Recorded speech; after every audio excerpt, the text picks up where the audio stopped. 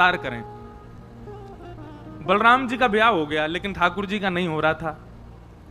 तब देवकी मैया ने नारद जी को बुलाया और नारद जी थे कई बड़े लाला को तो ब्याह है गयो या छोटे वाले को कब होएगो। तो नारद जी ने जब ठाकुर जी की जन्म पत्री देखी तो जन्म पत्री देख करके बोले मैया छोटे वाले लाला के तो इतने ब्याह होंगे, इतने ब्याह होंगे, इतने ब्याह होंगे। बोले कितने होंगे? बोले अगर आप हर दिन वर्ष को, मतलब वर्ष में जितने दिन है हर दिन अगर सोचें एक एक बहू से मिले तो एक वर्ष में वो पूरी नहीं होंगी, इतने ब्याह होंगे। बोले होगा कब? अब लाला बड़ो है तो जा रहा हो। वैसे ठाकुर जी 16 वर्ष के ही रहते हैं, इससे बड़ी आयु ठाकुर जी की नहीं होती। वर्ष गिने जाते हैं कि ठाकुर जी कितने वर्ष धराधाम पर रहे, पर ठाकुर जी अपने 125 वर्ष की आयु तक ठाकुर जी पृथ्वी पर रहे, भगवान श्री कृष्ण। पर 125 वर्ष के समय काल तक भी ठाकुर जी 16 वर्ष के ही लगते थे। भागवत जी में प्रसंग आता है कि भगवान का पुत्र 50 वर्ष का, भगवान का पौत्र 25 वर्ष का। तो पहले तो पुत्र आया तो उसके सफेद दाढ़ी है, सफेद मूंछ सी है, सबने कही वो कौन? ये द्वारिकाधीश जी के पुत्र हैं। इतने में एक युवा जैसा आया, उसके काली दाढ़ी, काली मूंछ, काले बाल हैं, केश हैं। बोले ये कौन? ये भगवान का परपौत्र है। इतने में ही नेक्स्ट से ठाकुर जी कूदते फांदते आए। बोले ये कौन है? बोले ये दादाजी हैं। 16 वर्ष के ठाकुर इतने सही है नेक्स्ट से। उनके भागवत जी में वर्णन है ठाकुर जी के रों भी नहीं आए हैं। जो पुरुषों के 13-14 वर्ष 15 वर्ष की आयु में छोटे छोटे रेशे आ जाते हैं ना, जो दाढ़ी मूंछ के, ठाकुर जी को वो भी नहीं उत्पन्न हुए हैं। ऐसे कोमल से हैं ठाकुर जी, बिल्कुल 16 वर्षीय बालक की तरह हैं। और जैसे ही कूदते फांदते छोटे से ठाकुर जी आमे तो बड़े बूढ़े सब उनको प्रणाम करें, भगवान के खुश रहो, सब मेरे पुत्र हैं। तो मैया बोली लाला इतना बड़े हो जाको ब्याह कराओ। तो नारद जी महाराज बोले मैया हम लड़की ढूंढे। देवकी मैया बोली नवलखा को हार दूंगी, मेरे लाला को ब्याह है वो। तो अब नारद जी को नवलखा का तो कोई लोभ नहीं था, पर देखना चाह रहे थे ठाकुर जी का विवाह कैसा होगा। एक बार हमारे सामने दृश्यमान हो कि ठाकुर जी दुल्हा बन के कैसे लगेंगे। और उसी दिन से वो चिंतन इतना व्याप्त हो गया नारद जी को, अब लग गए नारद जी ढूंढने में कि लाल जी का ब्याह होना चाहिए। तभी नारद जी भ्रमण करते करते कौंडन्यपुर पहुंचे। वहां भीष्मक राजा की पुत्री रुक्मणी जी को जब देखा, रुक्मणी जी को देख करके नारद जी बोले वाह ये बिल्कुल उचित है हमारे ठाकुर जी के लिए। संत आते थे तो भीष्मक राजा खूब आदर सम्मान करते, उनके लिए आसन लगाया, बोले 2 शब्द आप कुछ प्रवचन करो। तो भागवत जी में वर्णन है मुकुंदस्य रूप वीर्य गुणश्रिय, भगवान के रूप और गुण का चिंतन सुनाने लगे नारद जी। रुक्मणी जी बैठ के सुन रही हैं। अच्छा, पूरी पृथ्वी जानती है कि द्वारिकाधीश कृष्ण हैं, लोग उनको भगवान मानते हैं। कुछ लोग मानते थे, कुछ लोग नहीं भी मानते थे। कुछ लोगों को लगता था ऐसे ही बस बना दिए बात, कोई भगवान थोड़ी होंगे। पर जब उनके पराक्रम को सुनते तो लोगों को लगता भी था हो सकता है भगवान हो, पर्वत उठाया, हो सकता है भगवान हो, महाभारत के युद्ध में सारथी बने रहे, एक बाण स्पर्श नहीं होने दिया, हो सकता है भगवान हो, 16,108 ब्याह किए। उस समय के काल में ऐसी भावना थी। तो द्वारिकाधीश का गुण जब बताया, सुन करके भीष्मक राजा अति आनंदित हुए, प्रणाम किया। तो नारद जी ने धीमे से कहा, बोले आप कहें तो जिनके रूप गुण में सुना रहा हूं उनसे आपकी कन्या के विवाह की बात करूं? भीष्मक राजा बोले हम उनके लायक तो नहीं है, वो तो भगवान है, हमने सुना उनमें भगवत तत्व है। बोले नहीं आप वो चिंता मत करो, आप बस लाली की राजी पूछो। ऐसा भी भाव है कि रुक्मणी जी ने पहली बार तो मना ही किया। रुक्मणी जी बोली अब इतनी जल्दी थोड़ी हाँ कर देंगे, अभी तो बस रूप गुण सुन लिए। तो नारद जी बोले ये आकर्षित तो हो गई हैं, लेकिन अभी मन में विश्वास प्रकट नहीं हुआ कि ठाकुर जी से ब्याह होना चाहिए कि नहीं। तो नारद जी ने क्या किया, बोले अपने 18-19 चेला बुलाए और सबको बारी बारी से भेजा, संत रूप धारण कर करके जाओ और भीष्मक राजा के यहाँ जाकर के आसन मिले तो वहां बैठ के ठाकुर जी के रूप गुण ही सुनाओ। रुक्मणी जी को और कुछ सुनाई नहीं दे, 24 घंटा ठाकुर जी देखें। क्यों? नारद जी के चित्त में जल्दी ब्याह हो ठाकुर जी का। अब तो जो संत आमे कौंडन्यपुर और भीष्मक राजा उनको आसन पर विराजमान करें, रुक्मणी जी सामने बैठे प्रवचन सुनने के लिए, वो शुरुआत ही यहीं से करते हैं। वंशी विभूषित करा नवनीर दाभार, पीतांबरा दरुण बिंब फलाधरोष्ठात्, पूर्णेन्दु सुंदर मुखा अरविंद नेत्रात्, कृष्णात् परम किमपि तत्त्वमहं न जाने। कि वरहा पीडम नटवर वपुः कर्णयो कर्णकारम, विभ्रदवासः कनक कपिसं वैजयन्तीं च माला रन्ध्रान् वेणुमधर सुधया पूरयन् गोपवृन्दै वृंदारण्यम स्वपदरमणम प्राविशद गीत कीर्ति। पहले तो रुक्मणी जी बोली ये सब एक ही कृष्ण की चर्चा क्यों करते रहते हैं, लेकिन ठाकुर जी की चर्चा में, सब लोग इधर देखो, ठाकुर जी की चर्चा में एक अलग प्रकार का एडिक्शन है।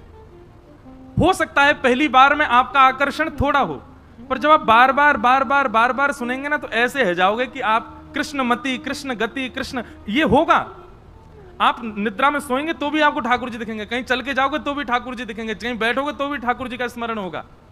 ये ठाकुर जी की चर्चा का एक एडिक्शन है। एक बार अगर या तो लगेगा नहीं, और लग गया उसके अलावा कोई भाएगा नहीं।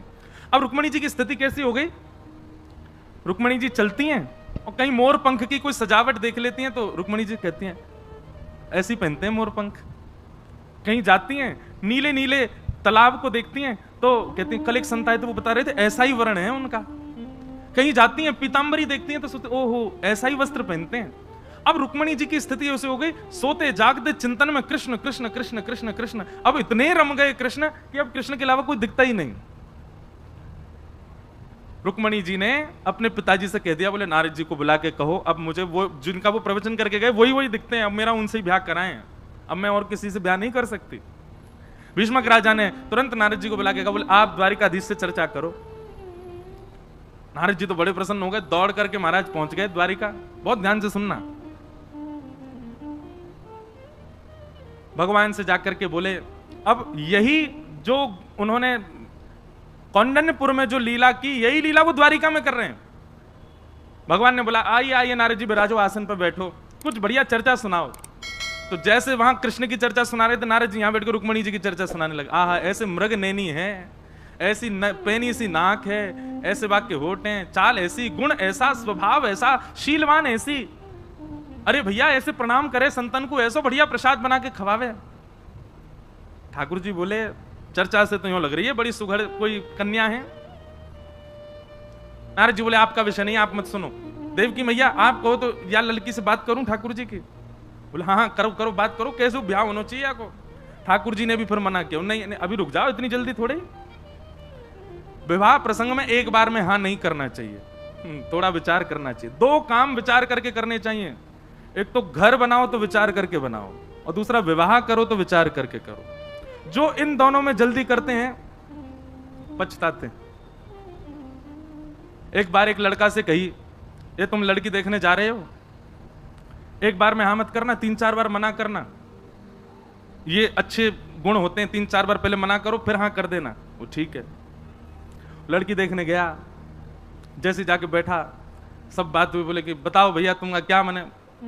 बोले मुझे पसंद नहीं है, पसंद नहीं है, पसंद नहीं है, पसंद है, करा दो। सब बोले जे क्या था, 3 बार मना किया, एक बार हाँ किया। ठाकुर जी भी मना कर रहे हैं। नारद जी ने वही सबरे चेला बुलाए दोबारा, बोले अब सुनो यही काम करो यहां बैठ के, रुक्मणी जी के गुण सुनाओ ठाकुर जी को 24 घंटा। और ठाकुर जी को किशोरी जी के, श्री रुक्मणी जी के रूप गुण की इतनी चर्चा सुनाई, इतनी चर्चा सुनाई कि ठाकुर जी को अब जहां देखें वही देखें रुक्मणी जी। नारद जी को बोले ऐसा कर गए हो, अब तो कहीं देखूं वही दिखती है। तब फिर ये योजना बनी कि रुक्मणी जी ने जब जिज्ञासा प्रकट करी तो रुक्मणी जी का भाई रुक्मी शत्रु मानता था भगवान को, उसने शिशुपाल से परसों ही शादी तय कर दी। बोले परसों ही ब्याह होगा। शिशुपाल से कहा तुम बारात लेके आ जाओ, कहीं तुमसे पहले कृष्ण ना ले जाए। इतने में ही रुक्मणी जी ने पत्र लिखा, पत्र लिख करके ठाकुर जी को बुलाया, चले गए। अब आई ठाकुर जी की ब्याह की बेला, रुक्मणी जी वापस आ गई, पूरा नगर सजाया गया, ठाकुर जी आए। भगवान ब्याह के लिए जैसी पधारे, शिशुपाल उसका ब्याह होना था। कहते हैं बाराती संग सैनिक लेके आया था 1 करोड़ भगवान के विवाह में, और विवाह संपन्न होते ही ऐसी मारकाट मची, 1 करोड़ सैनिकों को मारा ठाकुर जी ने अपने विवाह में। पूरी यदुवंशी और सब में युद्ध हो गया वहां पर, और युद्ध में सब मारे गए। और तब ठाकुर जी रुक्मणी जी को लेकर के द्वारिका पधारे। बताओ कैसा ठाकुर जी के जीवन में कब संकट नहीं आया। जन्म लियो संकट आयो, नेक बड़े भय संकट आयो, नेक और बड़े भय संकट आयो। ठीक ठाक भई कि ब्रज छोड़ के यहाँ आ गए, यहाँ पे आके चैन से बैठे ही है कि दोनों तरफ से मथुरा पर आक्रमण होने लगे। दौड़ करके द्वारिका गए तो फिर महाभारत युद्ध छिड़ गए, महाभारत से लौट के आए तो फिर ये सब क्रिया होने लगे। अरे अभी सुनियो, ठाकुर जी के जीवन में एक समय ऐसा नहीं रहा कि संकट नहीं रहा हो। विवाह में भी कुछ ना कुछ उत्पात मचता ही रहा। अब यहां तो गुड़ चढ़ी हो, वर्षा है जाती हो कि अब सुगुन है गो। ठाकुर जी के में तो 1 करोड़ सैनिक मरे, खून खून है क्यों महाराज। ये अब सगुन नहीं है, जीवन है। ये संसार दुखालय है, यहां सबके जीवन में कष्ट आता है। ठाकुर जी अपनी लीला से हम सबको संकेत दे रहे हैं, मैं परब्रह्म होकर के ये सब फेस कर रहा हूं, तुम तो मानव हो, इसलिए घबराओ मत। भगवान का रुक्मणी जी के साथ में विवाह हुआ। रुक्मणी लक्ष्मी है और लक्ष्मी का विवाह केवल कृष्ण से होता है, केवल नारायण से होता है। लक्ष्मी किसी और की नहीं हो सकती। भगवान का विवाह रुक्मणी जी के साथ में सुसंपन्न हुआ। तभी एक सत्राजित नाम का व्यक्ति रहता था द्वारिका में। उसको सूर्य नारायण भगवान ने एक मणि प्रदान करी थी। उस मणि की खास बात यह कि वो मणि हजारों किलो सोना रोज देती थी। बहुत ध्यान से सुनना, आज कथाक्रम बहुत है इसलिए हम कथाक्रम कहते जाएंगे, छोड़ना नहीं एक क्षण की भी कथा, बहुत अच्छी अच्छी कथाएं हैं। तो उसके पास एक मणि थी, सेमंतक मणि, हजारों किलो सोना रोज देती थी वो मणि। भगवान को जब ये बात पता चली तो ठाकुर जी बोले, द्वारिका के सत्राजित यादव पर मणि है, हजारों किलो सोना रोज होता है, अकेला व्यक्ति इतने सोने का क्या करेगा।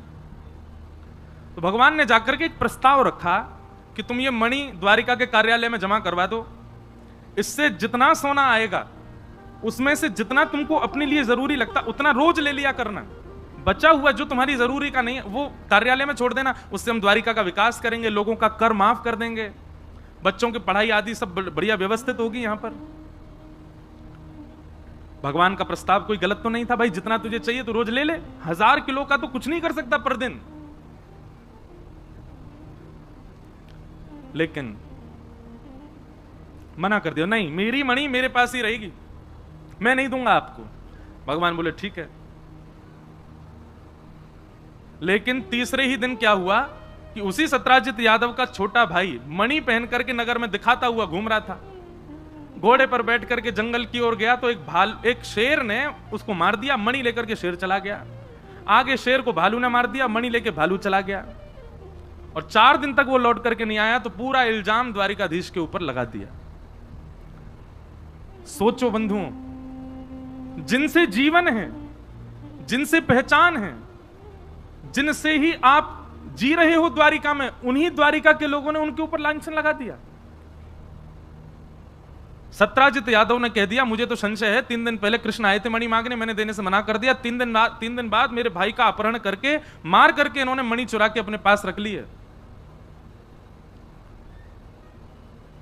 संसार का नियम है, अच्छी बात बताओ तो उसका प्रचार नहीं करते। अब आप किसी को जाके कहो वहां पे कथा हो रही है, कथा में बहुत अच्छा आनंद आ रहा है, ऐसा उत्सव हो रहा है, ये हो रहा है, तो आदमी सुन के सो जाएगा।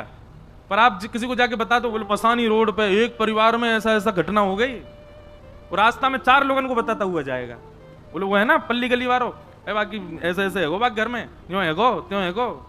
ये मानव का स्वभाव है, दुष्प्रचार, दुष्ट बातों का बहुत जल्दी प्रचार करता है, अच्छे भावों का नहीं।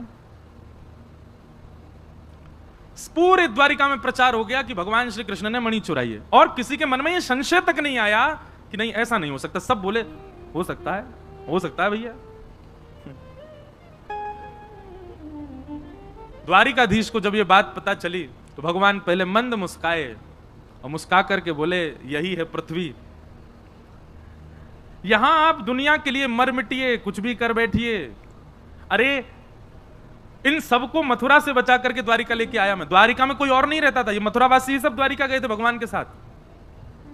इसलिए आज भी भगवान के वंशज द्वारिका और गुजरात में पाए जाते हैं। वो अपने आप को आहिर बोलते हैं।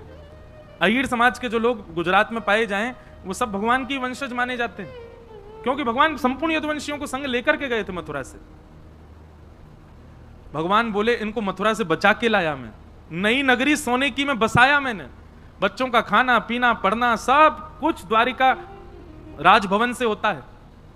लेकिन एक बार भी किसी के चित्त में संशय नहीं आया कि भगवान ऐसा नहीं कर सकते। सबने विश्वास ही कर लिया, हो सकता है भगवान ने किया हो, कोई बड़ी बात नहीं है। एक बात सदैव याद रखना, जब आपके ऊपर गलत आरोप लगाए कोई और आपकी अगर गलती नहीं है तो आप मचलोगे नहीं। मचलता वही है जिसकी गलती होती है। एक गुप्त रहस्य है। आपने किसी से कहा, ए भाई तूने ऐसा ऐसा किया, नहीं तो किसने कह दी, तेरी सौगंध, वाकी सौगंध, या की सौगंध, ये हो गई वो हो गई, और फिर ले सफाई। समझ जाना, अति भक्ति चोरे लक्षण। ये बहुत सफाइयां दे रहा है, बहुत मचल रहा है, इसका मतलब हाँ हो सकता है इतनी बड़ी नहीं, पर इतनी भूल तो है। लेकिन किसी ने अपराध किया ही नहीं, गलती की नहीं, और उस पर आप अगर आरोप लगाएंगे, एक बार सीधे सरल भाव से कह देगा मैंने ऐसा नहीं किया, तुमको कुछ गलत भाव लगाओ, इसके बाद वो कुछ नहीं कहेगा, शांत चित्त बैठा रहेगा। इसलिए कभी भी अपराध हो, भगवान से सीखो। आपके ऊपर यदि कोई लांछन लगाए, आरोप लगाए, मचलो मत। भगवान मचले नहीं बिल्कुल भी। ठाकुर जी बोले ठीक है, द्वारिका के लोगों को संशय है तो हम ढूंढने जाते हैं, देखते हैं भाई किसने किया ये काम, हमने तो नहीं किया। और ठाकुर जी चुपचाप अर्धरात्रि में अपनी थोड़ी सी सेना लेकर के वन की ओर गए ढूंढने, कहां है प्रसेन। थोड़ी दूर पर मरा हुआ मिला प्रसेन। भगवान ने देखा मणि उसके पास नहीं थी, लेकिन शेर के पंजों के निशान उसके शरीर पर थे, तो थोड़ी दूर जाकर के ढूंढा तो शेर भी मरा हुआ मिला। उसके पास भी मणि नहीं थी, उस पर रीछ के पंजों के निशान थे। पीछे पीछे गए, रीछ के पंजों के निशान के पीछे, तो एक गुफा में प्रवेश कर गए भगवान। सेना को बाहर रोक दिया, हम होके आते हैं। भीतर जाकर के भगवान ने देखा तो दिव्य मणि चमक रही थी। ठाकुर जी ने जैसी मणि उठाई, भालू ने झपट करके आक्रमण किया भगवान के ऊपर। 18 दिन तक युद्ध करते रहे भगवान। 18 दिन बाद जब उसकी नस नस ढीली हो गई, परेशान हो गया, हाँफने लगा, चरणों में गिर गए, बोले भगवान मुझे मत मारो, मैं आपका सखा हूं, आपका बहुत प्राचीन सेवक हूं, मेरा नाम जामवंत है। भगवान ने जैसे जामवंत नाम सुना, ठाकुर जी ने तुरंत उसको उठाया, हृदय से लगाया, पसीना पसीना है गए दोनों। 18 दिन से युद्ध कर रहे थे। जामवंत जी ने सुध पूछी कैसे आए भगवान। भगवान ने बताया ये मणि की वजह से हम पर आरोप लग गया है, ये मणि लेने आए हैं, मणि दे दो। जामवंत जी बोले भगवान दोनों हाथ आगे करो। भगवान ने दोनों हाथ आगे किए तो जामवंत जी ने एक हाथ में तो अपनी पुत्री छोटी सी थी, उसका हाथ पकड़ करके भगवान के हाथ में धर दिया और दूसरे हाथ में मणि रख दी। बोले भगवान अब मेरी पुत्री को भी स्वीकार करो और दहेज के रूप में ये मणि ले जाओ। भगवान बोले हम पे एक आरोप लगा है, अब 2 लग जाएंगे। और दूसरा आरोप क्या लगेगा? बोले इनको इंसान नहीं मिले थे ब्याह करने के लिए, जो भालू की बेटी थे ब्याह कर आए। पूरी द्वारिका हम पर प्रश्न चिन्ह उठाएगी।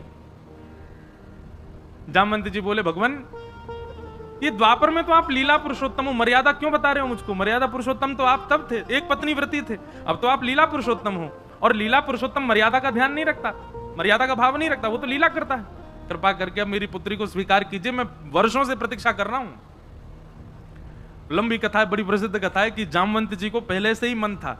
जब जनक जी अपने हृदय से लगाते थे राम जी को, तो जामवंत जी दूर खड़े खड़े रुदन करते थे। उनको मन में आता कि कितने भाग्यशाली हैं जनक जी, क्यों इनके दामाद हैं भगवान, तभी ये सौभाग्य मुझे प्राप्त हो।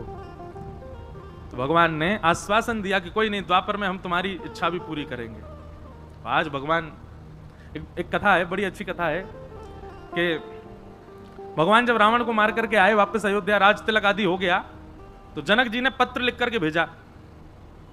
पत्र में लिखा था कि आप अपनी संपूर्ण सेना सहित, हमारी बहू, हमारी बेटी सहित, चारों दुल्हा और चारों बेटियां कुछ दिन के लिए जनकपुर आइए। सब आपसे मिलना चाहते हैं, आपको देखना चाहते हैं। आप 14 वर्ष बाद लौट करके आए हैं, सीता जी के दर्शन की सबको इच्छा है, सब माताएं बहनें याद करती हैं, आप कृपा करके यहां पधारिए।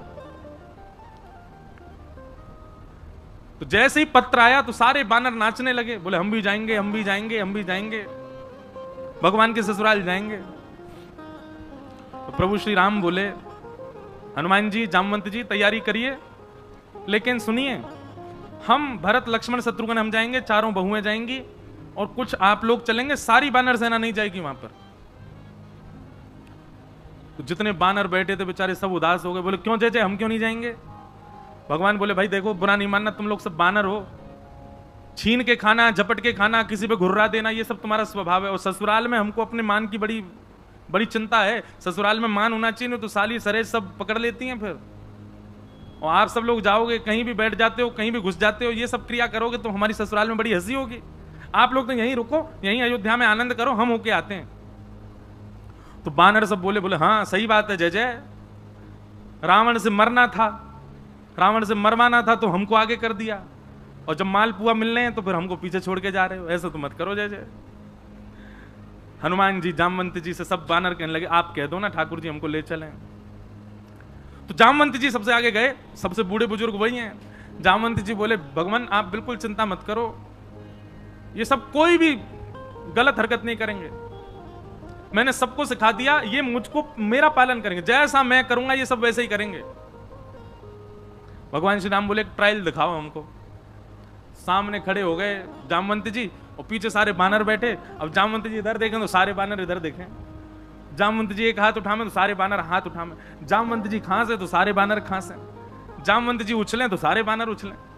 बोले भगवान ये ऐसे ही जाएंगे ऐसे ही आएंगे, कुछ भी अपने मन से नहीं करेंगे, आपको इन पे भरोसा नहीं, मुझ पे तो है ना, ले चलो सबको। राम जी बोले देख लेना जामवंत जी नाक नहीं कटे हमारी। बोले बिल्कुल चिंता मत करो।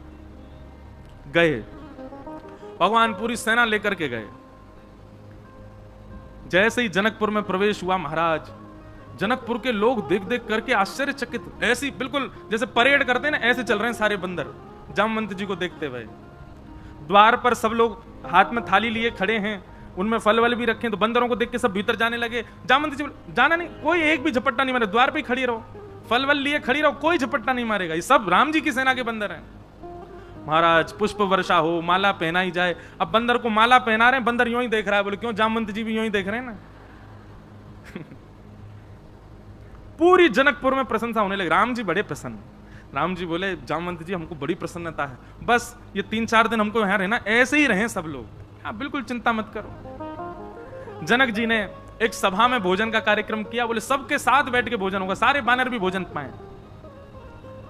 भोजन का कार्यक्रम हुआ महाराज। एक एक बानर के आगे चौकी लगाई गई, पहली बार चौकी पे पा रहे हैं बानर, और चौकियों पे सोने की थाल, वहां में कटोरी, वहां में मालपुआ रसगुल्ला सब आ रहे हैं।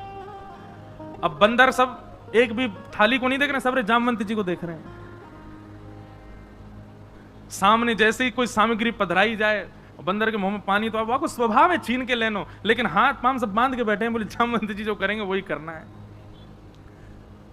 जनक जी ने कहा प्रारंभ कीजिए।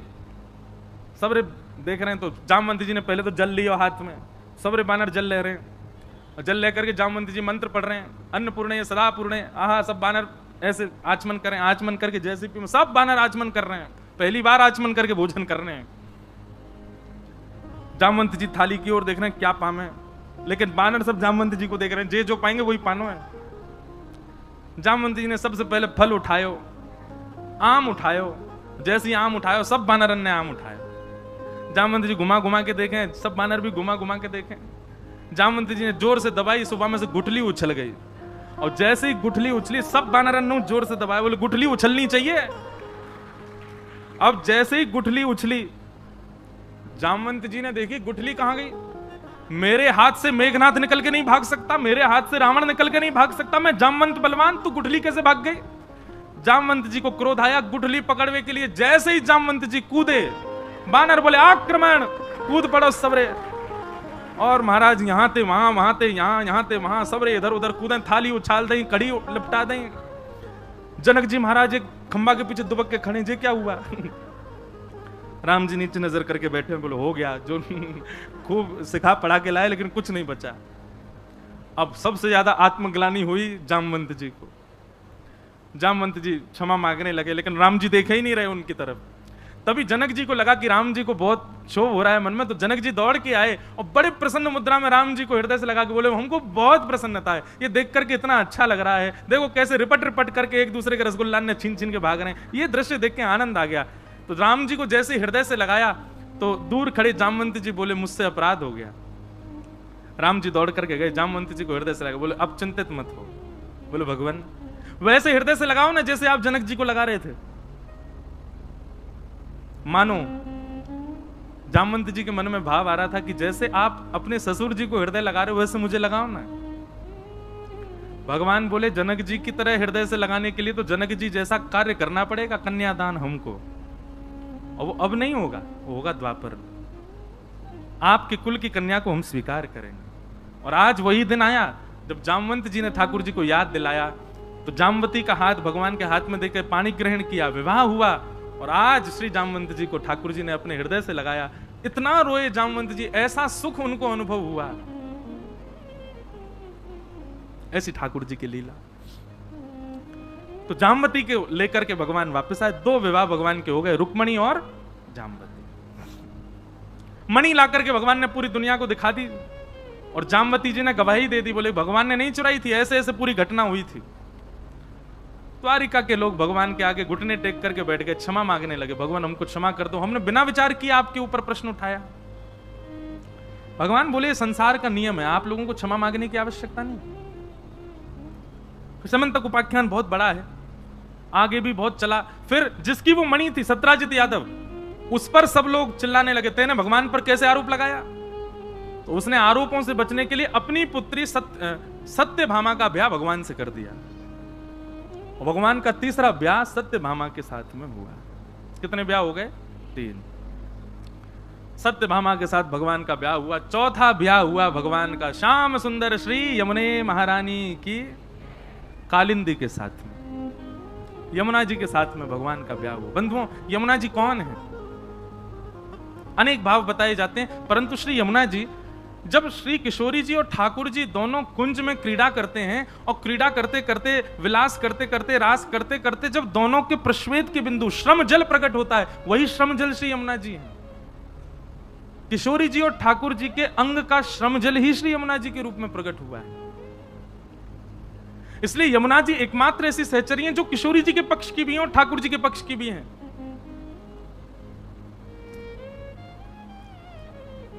इसलिए भैया हमारी यमुना जी को ठाकुर जी और किशोरी जी ने नाम दिया है श्याम सुंदर यमुने मैया। कभी अकेले नाम नहीं लेना चाहिए, ठाकुर जी सहित नाम लो उनको। क्यों? गोपिन को अपने रूप से रिझावे को काम करें ठाकुर जी, और ठाकुर जी को ठाकुर जी के रूप से रिझावे को काम करें श्री यमुना जी। एक बार की लीला में कभी कभी सुनाऊं कथा में। मान लीला, मान लीला कहा हुए, बड़ी अद्भुत है ठाकुर जी की मान लीला। मान लीला ऐसी है कि दोनों युगल जाएंगे कुंज में, और कुंज में जाकर के बोल के कहेंगे श्री जी, ठाकुर जी कहेंगे श्री जी एक काम करो, अब मान लीला करें, ने एक देर आप रूठ जाओ, मैं आपको मना लूं, कोई बात नहीं है, ऐसी रूठ जाओ। तो श्री जी बाकायदा बैठेंगी, बैठ करके और फिर रूठेंगी ठाकुर जी से। काय बात शुरू जी, कोई बात नहीं है, ऐसी रूठी है। अब ठाकुर जी उनको मना रहे हैं, कभी चरणन में बैठ जाएं, कभी मोर बन के आवे, कभी नाच के दिखावे, कभी कछु गा के सुनावे। आज मुंह पे एक पर्ची में दियो भी है कोई ने कि महाराज जी एक मान लीला को पद सुनाए दो।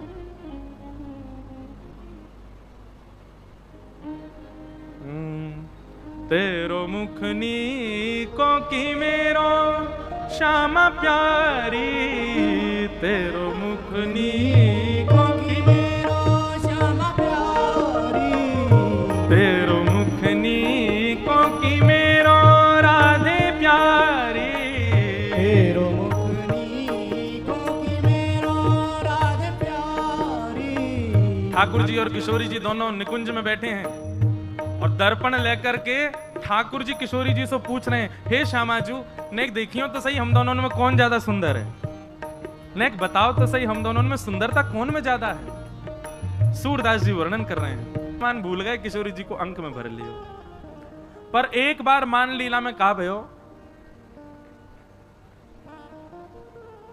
किशोरी जी ठाकुर जी से बोली आज आप मान लीला करो और सुनो, नेका देर में मानियो मत, खूब मनान दियो मुझको तब मानियो। ठाकुर जी बोले अब आपको श्रम हो गई, हम पे देखो ना जावे, आप ही मान करो हम मनाएंगे।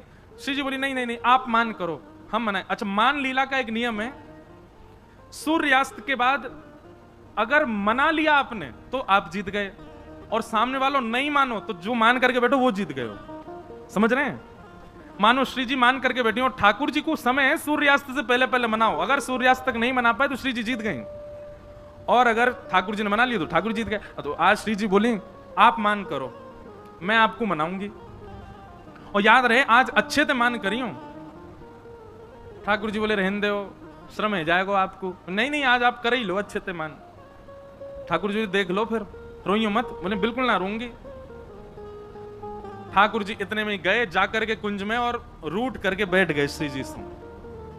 अब श्री जी उनको मना रही हैं, कभी खीर बना के लेके जामे, ठाकुर जी ना पामे, कभी नृत्य करके दिखा में, ठाकुर जी ना माने, कभी कोई चुटकुल्ला सुना में ठाकुर जी को, ठाकुर जी हंसे ही ना। श्री जी ने हर प्रकार को प्रयास कर लियो कि ठाकुर जी मान जाएं, पर ठाकुर जी नहीं मान।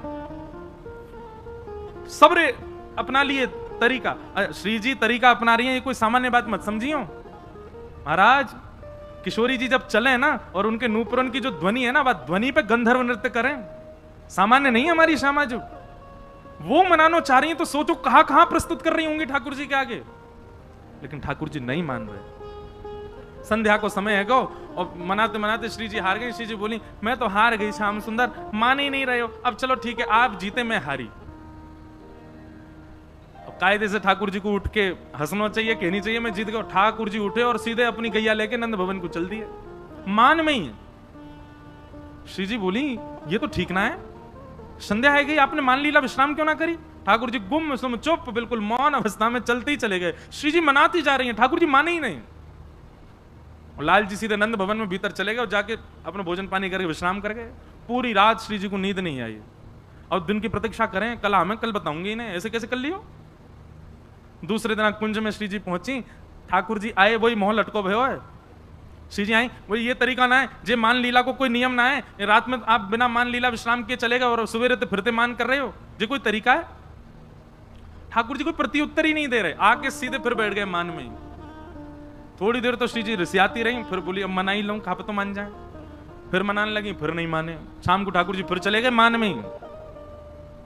तीसरा दिन जैसे प्रारंभ भयो और आज भी जब ठाकुर जी नहीं माने तो श्री जी के नेत्रन से अश्रु आ गए और दौड़ करके श्री जी गई दूर और यमुना जी के तट पर बैठ करके रुदन करने लगी। ऐसा मैंने कहा कर दियो, इतना मान कर रहे हैं। और जैसे एक अश्रुबिंद आपको निकर करके श्री यमुना जी में जाकर के जैसे ही गिरो, संपूर्ण यमुना जी को जल उष्ण है गया, तपने लगा, भाप उड़ने लगे। महाराज यमुना जी ने उस अश्रुबिंदु को समेट करके अपने भैया यमराज के पास गई और यमराज के पास जाकर के वो अश्रुबिंदु प्रदान करके बोली भैया आपके संपूर्ण यमलोक में इतनी वेदना में कोई है जितनी वेदना में ये अश्रुबिंद है। तो यमराज जी ने जब हाथ में लिया तो हाथ पजरन लगे श्री यमराज जी के और बोले इतनी वेदना में तो कोई नहीं है यहाँ पे, कौन को ये वेदना है रही है, ये तो पृथ्वी की सबसे बड़ी वेदना है, या वेदना को तो कोई पार ही नहीं है। यमुना जी ने अपनी कमर कसी, बोले मैं देखूं, रुको। तुरंत प्रकट है गई और श्री जी के चरणन में बोले कि कौन ने आपके नेत्रन से अश्रु प्रवाह करवाया, नाम बताओ आपको।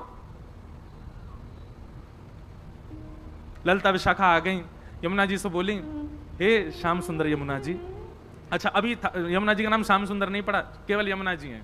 कालिंदी, हे कालिंदी जी, श्री जी के नेत्रन से अश्रु कौन निकलवा सके, कौन इतनी वेदना दे सके, बताओ आप, कोई में है सामर्थ?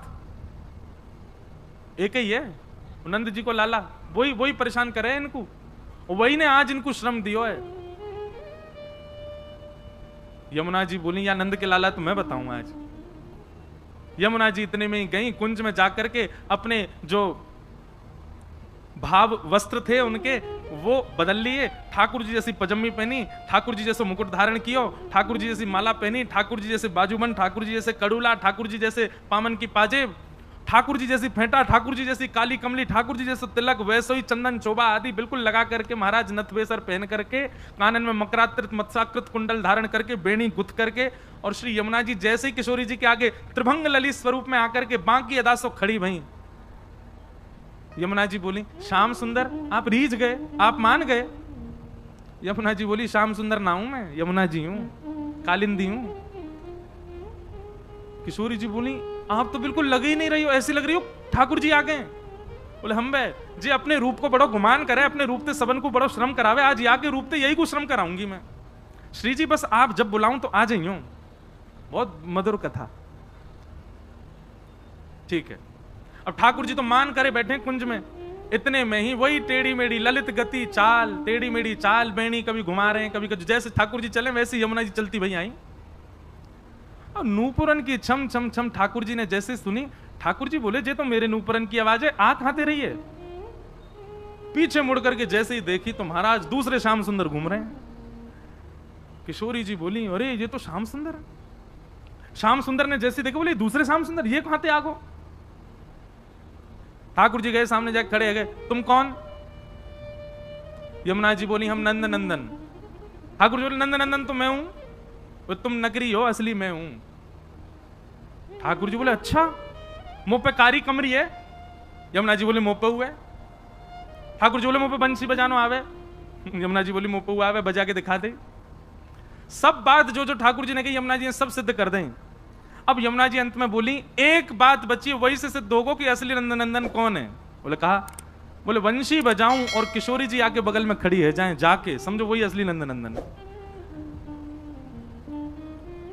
अब ठाकुर जी सोचे, मैं तो मान करके बैठा हूं, मेरे बुलावे तो आवेंगी नहीं वो। यमुना जी ने जैसी टेर बजाई, इतने में श्री जी निकल करके आई और कुंज से आकर के यमुना जी के कंधा पे ऐसे सर रख करके वो खड़ी है गई। ठाकुर जी के तो आंसू निकल आए, श्री जी मैं हूं असली नंद नंदन, जे कोई दूसरा है? अरे तुम जाके बगल में मत आओ, यहां आ जाओ। श्री जी यमुना जी से बोली, पता ना कौन भेलूपिया डोला, या हटाओ यहां थे। ठाकुर जी के, दूर हट जा, चल, हम हैं असली। ठाकुर जी तो जैसे ही भाव में आ गए, श्री जी के चरण पकड़, आज के बाद कभी मान नहीं करूंगा, वचन दे रहा हूं, कोई बात आपको बुरी लगे आप मान करियो, मैं मनाऊंगा, और मो कोई बात बुरी लगेगी तो भी मैं आके बता दूंगा, श्री जी मुझको ये बात बुरी लगी है, मान करो, मैं ही मनाऊंगा। ठाकुर जी, श्री जी को कोई बात बुरी लगे तो भी श्री जी मान करें, ठाकुर जी को कोई बात बुरी लगे तो भी श्री जी मान करें। ठाकुर जी के मान अधिकार है ही नहीं। जब ठाकुर जी ने क्षमा मांग ली, सोई यमुना जी गई, ठाकुर जी को उठा के हृदय से लगाया, बोले, अरे नंद नंदन आप ही हो, बस आज के बाद हमारी श्यामा जी को श्रम मत दियो, और बगल में ले जाके खड़ो कर दियो। आज ये युगल को मिलन करावे के लिए ठाकुर जी ने यमुना जी को हाथ पकड़ के कही, आज हम आपसे एक वस्तु चाहे। बोले कहा, आज के बाद आप यही श्रृंगार में रहोगी, मुकुट पहन करके, पीतांबरी पहन करके, आप मेरे ही श्रृंगार में रहो, और आज के बाद कोई भी यमुना महारानी की जय नहीं, श्याम सुंदर श्री यमुने महारानी की। श्याम सुंदरा हैं, बिल्कुल ठाकुर जी जैसी हैं, देखो ये खड़ी, वैसे ही कमल लेकर के, वैसे ही मुकुट, वैसी माला, वैसी ही सबरो स्वरूप, श्री यमुना जी वैसे ही रहे जैसे ठाकुर जी। बड़ी कथाएं मान लीला में, इतनी कथाएं यमुना जी की। यमुना जी को प्रणाम। भगवान को ब्याह हुआ, ऐसे भगवान के 8 ब्याह हुए, और यही भगवान की अष्टपटरानियां हैं। भौमासुर नाम का एक दैत्य था, उसके यहाँ 16,000 राजकुमारियां बंदी थीं। 16,100 राजकुमारियों को ठाकुर जी ने मुक्त करके उनसे भी ब्याह किया। 16,108 भगवान के ब्याह हुए। भगवान ने किसी स्त्री विशेष से ब्याह नहीं किया। भगवान की प्रथम अष्टपटरानियां 8 प्रकृति हैं। प्रकृति के 8 अंग कौन कौन से? पृथ्वी, जल, अग्नि, वायु, आकाश। हमारे भीतर 4 तत्व हैं, उनमें से 3 तत्व मन, बुद्धि और अहंकार। ये भगवान की 8 पत्नियां हैं। इन 8 पत्नियों में कोई जल तत्व है, कोई अग्नि तत्व है, कोई पृथ्वी तत्व है, कोई वायु तत्व है, कोई मन तत्व है, कोई आत्मा तत्व है। और 16,100 जो पत्नियां हैं भगवान की, ये हमारे वेदन के वो मंत्र हैं जिन मंत्रों से ठाकुर जी की उपासना की जाए। उपासना कांड के मंत्र हैं।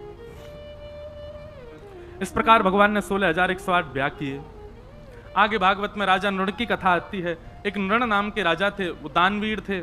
उनसे एक दान में अपराध बना, जिसके कारण उनको कृकलाश गिरगिट बनना पड़ा। भगवान ने फिर उन पर अनुग्रह किया। नारद जी भगवान की ग्रहचर्या देखने के लिए आए, और भगवान की ग्रहचर्या, दिनचर्या देख करके नारद जी को अनुभव हुआ, भगवान 16,108 पत्नियों के साथ एक साथ अलग अलग भवनों में एक ही समय पर एक साथ निवास करते हैं। मतलब द्वारिका में ठाकुर जी एक रूप में नहीं रहते, 16,108 रूप धारण करके सब पत्नियों के साथ रहते हैं। नारद जी गए तो इस भावना से थे कि कोई पत्नी शिकायत करेगी कि ठाकुर जी मेरे संग नहीं रहते, वही के संग रहे मैं। पर सब पत्नियों ने एक ही शिकायत करी, बोले कहा मोए छोड़ के जामे ही ना है, पूरे दिन मेरे पास ही रहे मैं। ऐसी भगवान की ग्रहचर्या का दर्शन किया। अंत तो गत्वा नारद जी ने ठाकुर जी को प्रणाम करके कहा, आप जैसे आप ही हो, कोई नहीं हो सकता। बंधु, कृष्ण लीला करणीय नहीं है। मैं फिर कहूं, आप कर नहीं सकते भगवान कृष्ण ने जो किया है। कृष्ण लीला अनुकरणीय है, जो कह रहे हैं वो करो। भगवान ने कृष्ण लीला में हजारों बार कहा कि मैं भगवान हूं, मैं परमात्मा हूं, मेरी शरण में आओ। राम लीला में एक बार भी नहीं कहा भगवान ने, क्योंकि वहां पूर्ण मानवों की तरह ठाकुर जी लीला कर रहे हैं, और यहां पूर्ण भगवान और मानव दोनों बनकर के लीला कर रहे हैं। अद्भुत लीला है ठाकुर जी की। नारद जी की गृहचर्या का दर्शन, फिर आगे भगवान की नित्यचर्या, दिन से लेकर रात्रि तक ठाकुर जी की दिनचर्या क्या होती है वो सब बताया गया। फिर राजसूय यज्ञ की चर्चा, और वहां भगवान जरासंध का अंत कराने के लिए गए, साथ में अर्जुन और भीम को लेकर के गए। बहुत अच्छी कथा है। यही जरासंध जिसने मथुरा पर चढ़ाई की थी, इसको भगवान ने 18 बार 16 बार इसकी सेना को मार दिया, उसको नहीं मारा। और 17वीं बार जब वो आया तो भगवान रण छोड़ के भाग लिए।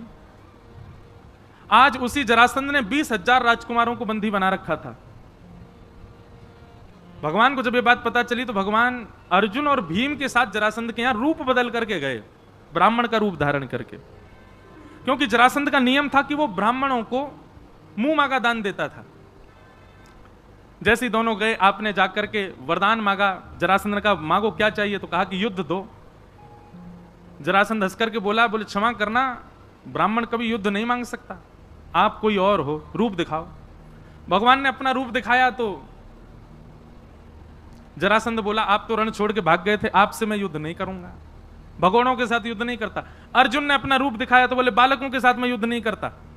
भीम ने जब अपना रूप दिखाया, जरासंध बोला हाँ जे मेरे टक्कर का आओ। अब भीम और जरासंध सूर्य उदय होते ही दोनों कुश्ती लड़ते हैं, लड़ाई करते हैं, और पूरे दिन जरासंध भीम को मारता है, और कृष्ण और अर्जुन दोनों बैठे बैठे केला खाते रहते हैं, देखते रहते हैं युद्ध। उसने ये कहा कि आप मेरे मेहमान हो, मैं आपको तकलीफ नहीं दूंगा, लेकिन हाँ भीम से मेरा युद्ध है तो पूरे दिन इसके संग युद्ध करूंगा। शाम को जब सूर्यास्त हो जाता तो कृष्ण अर्जुन दोनों जाते, भीम को कंधा पर टांग करके कमरा में ले जाते, वहां उसके बेचारे की मल्लम पट्टी करते, वो बाम फाम लगाते। ठीक है जा भैया, सुबह फिर लड़ना हो तो है, रात में ठीक होना जरूरी है, सुबह फिर युद्ध होगा। 3-4 दिन हो गए, भीम की महाराज पसली दर्द करने लगी। भीम को लिटा करके पूरे लेप आदि लगा करके भगवान और अर्जुन दोनों हंसते भाई प्रसाद पा रहे थे, खूब जोर जोर से धाका मार के हंसे। भीम बोला इसलिए आए हो मेरे साथ हैं, पूरे दिन आप जैमते रहते हो, हंसते रहते हो, एक बार भी यूं नहीं सोच रहे कि मैं कैसे ठीक हूं। भगवान उठ करके गए, क्या बात है, क्यों इतना उदास होता है, मुझे बचाइए, कैसे मारूं इसको। भगवान बोले युद्ध करते समय थोड़ी एक आध बार मुंह को देख लेकर, वहां तो कुछ बताऊं तू देखे ही ना है, तो को अपने बल पे इतना अहंकार है, तेरे को लगता है तू सब कर लेगा, कभी कभी देखा कर। हमारे संत जन आज्ञा करते हैं, भीम कौन है, सब लोग इधर देखो, मैं आप हम सब भीम हैं। और जरासंध कौन है, कर्म। हम नित्य अपने कर्म से लड़ रहे हैं, पर कभी कभी हमको लगता है कि हम लड़ लेंगे, हम निकल जाएंगे, हम सब कर लेंगे। अरे अपने ऊपर विश्वास है, हमको अच्छी बात है, विश्वास होना चाहिए अपने ऊपर। पर भगवान कहते हैं बीच बीच में नेक दृष्टि डाल के मुंह को देख लेकर, कहा पता मैं कुछ अच्छो बता दूं, कभी कभी कथा सुन लेकर कहा पता कुछ और तेरे प्रश्न के उत्तर वहां दिला दूं। लेकिन तो को अपने बल पे इतना भरोसा है, इतना विश्वास होना अच्छी बात है, अहंकार होना गलत बात है। भीम से बोले मेरी ओर देखियो, भीम बोलो ठीक है। दूसरे दिन भीम ने भगवान की ओर देखा तो भगवान ने पत्ता बीच से अलग कर दिया। भीम समझ गया, उसने वही दाव पेच खेला, एक पैर पर अपना पैर रख करके दूसरे पैर को खींच दिया, बीच में से जरासंध अलग हो गया। अब भीम अपनी भुजा उठाने लगा, मार दिया मैंने, आज इसको नष्ट कर दिया। भगवान बोले पीछे देख, पीछे देखे तो फिर खड़ा हो गया, फिर दिए महाराज घुमा घुमा के मारे। रात में बेचारा फिर गिर गया, भगवान फिर लाद के लाए उसको कमरा में, फिर बाम फाम लगाए। भीम बोला आज तो आपकी ओर देखा था मैंने। भगवान बोले देखा था, पर मैं जीतूं इस भावना से देखा था। मानव का अधिकार कर्म पर है, फल पर नहीं।